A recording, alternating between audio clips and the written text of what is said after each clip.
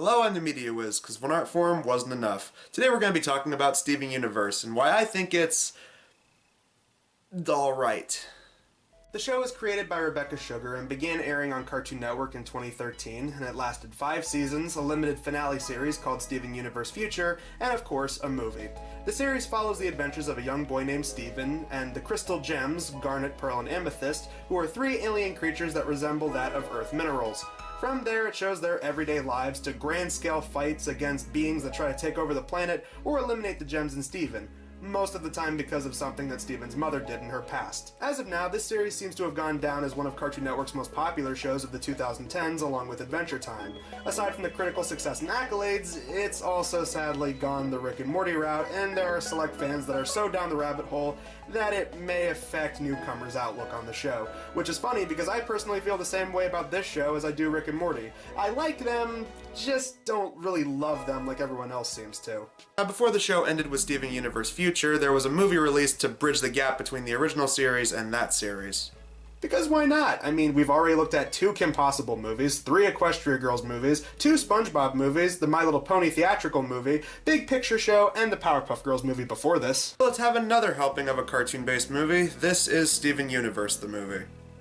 I remember when they were first announcing this movie. It was said to be the way to wrap up the show, before Future was announced, and it was even rumored to be much darker than the actual series, considering in the original draft of the script, we not only didn't forgive the villain, but the villain was also supposedly supposed to be killed off. Let's begin proper. Let's start with the story. The movie begins with Steven being considered to move in with the all-powerful and now-redeemed leaders, Blue, Yellow, and White Diamond, since they think that Steven has achieved so much in his life. And yes, there is a time skip, seeing how Steven is now a teenager here rather than a necklace boy. Perfect for children with no necks. Steven turns the offer down and then goes back to Earth and sings himself a best day ever style song on how he feels like he's finally reached his happy ending, as he calls it. That is until the villain Spinel lands and is ready to inject the entire planet with toxin and presumably kill the gems.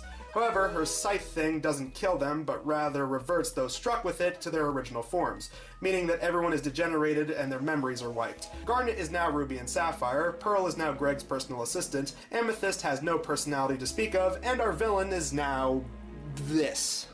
You know, I would make a joke about, oh no, the characters lost their development, but the movie does it for me. I could have lost all my character development. And so Steven must go and find a way to get everyone back to normal before it's too late, and save the world before the injector's toxins contaminate and kill everything on Earth. As far as the story goes, I do think it works fine for a movie plot. As far as TV movies go, they did find a way to actually have the show's story connect up until this point, with Steven desperately trying to jog the gems' memories and bring them back before it's too late. Like in the show, it is pretty poignant the lengths that he goes to save his 3 mother figures, as well as get some sweet reminders of things like all the fun times that Steven and Amethyst had that made her who she is, and especially seeing Garnet when she goes back to normal. My usual rule for show adaptation movies is take it a step further than the show, and while I do think this could have easily been a regular 20-minute episode or extended finale, I do think they did a good job making this work for the movie's plot. We get to the animation. It's also really good. The animation in this has the same thing that made the Kim movies and Big Picture Show work. Sure, it's not theatrical quality like Powerpuff, SpongeBob, or the MLP movie, but they clearly put a lot of work into this. Sometimes it's the smaller things like the tears or even Steven's bloody nose during the fight sequence, to a lot of the more grand scale sequences, especially the songs like Make a Change or Independent Together, are insanely beautiful to look at. I especially like the new designs we got with Cotton Candy Garnet, and even the new character Spinel's design is pretty good, bordering both on ominous and comedic. Speaking of, how are the characters and their characterization in this movie? Well, I think they found a good balance with most of the characters they have here. Greg and some of the reformed villains are given enough to do on the sidelines, like try to defuse the injector and watch over the reverted gems. The gems have some pretty good moments, from when they are finally brought back to their senses, as well as cute little gags like Pearl constantly referring to Greg as a Greg, since that's how he accidentally introduced himself, or Cotton Candy Garnet being adorably optimistic in every scene she's in. Even some of the reoccurring characters from the show, like Lars, are given some pretty fun cameos, especially seeing Sadie get a song number.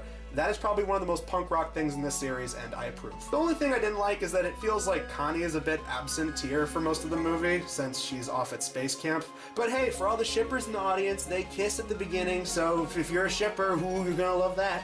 I did like how Steven's arc in the movie goes. At the beginning, he thinks his life is finally complete, just as another thing from his mom's past comes to try and kill him, and he has to risk his life and limb to save his family and the world. And even ends up befriending and redeeming the villain, and finds a way to give her and himself a happy ending, with everyone successfully saving the world and a now redeemed Spinel going to live with the diamonds. Now I'm gonna drop a whole lot of spaghetti on you and tell you why Spinel is best rubber hose. Oh, where do I begin with Spinel? She won over the hearts of most of the show's fans, and I think it's because she has two different fractions of the internet cornered. 50% edgy, 50% adorable, 100% Spinel. Her character is clearly modeled after 1930s rubber hose animation like the Fleischer Brothers, from her elastic movement to her vaudeville-style vocabulary. Here we are in the future. Yeah! Here we are in the future, and it's wrong! Despite being the villain, she spends most of the movies in her regenerated state where she just wants to keep Steven happy and be his friend, as opposed to wanting him dead like when she first arrived. And I love when we finally get the explanation for what made her evil. It's revealed that she was Pink Diamond's playmate long before she came to Earth, and once the Diamonds told her about the planet, she just left Spinel there, lying to her that it was part of a game when in reality it's like a deadbeat parent walking out on their child saying that they're gonna go get milk. As horrible as it is, I don't think Pink meant any malicious intent by doing this. It's more from a place of negligence, and it's still a horrible thing to do. Instead of considering Spinel actually having feelings and bringing her along, she just abandoned her there wholesale. And I would be lying if I didn't say I was a little choked up during this scene. Yes, good job, Steven Universe movie, you actually got me. And I was happy that out of all the show's villains, this one wasn't killed off and actually got a redemption. Most of the fans liked her too much to see her even want to be offed. While most of the songs in this movie range from really great to just decent, it goes without saying that Other Friends is the best song in the movie, and I am so glad it was remixed and memed for like an entire month straight. And now to wrap up this video, here's a quick list of things that Spinel looks like to me. The illegitimate daughter of Pink Guy, a gemmed Pinkie Pie, a character from Bendy, a Cuphead boss level, Mr. Mime, the lost sister of Monkey D. Luffy, Circus Baby, Dee Dee from Dexter's Lab, and the one that everyone and their mama said before me, Jenny from Teenage Robot. Come on, you see it, we all see it, everybody was thinking it. With some good animation, really well done characterization, and decent story for a TV movie, I'd recommend the Steven Universe movie to people who are at least familiar with the show. For people who haven't heard of it or have no interest in it, I definitely couldn't see them watching it. But I'm not the world's biggest fanboy of the show, and yet I still really enjoyed this movie from beginning to end. Wow, Wiz, it takes you a few months to review the Steven Universe movie, and it's probably going to take you, like, what, another 2 years to actually look at something that's recently released now, like the We Bare Bears movie? I've had a lot on my plate, and it's been a really hectic year, Future Wiz. Alright, you should know that. I'm the Media Wiz, because one art form wasn't enough. We'll find a way to save the day. That's who we are. Here we are in the future. Here we are in the future, and it's wrong.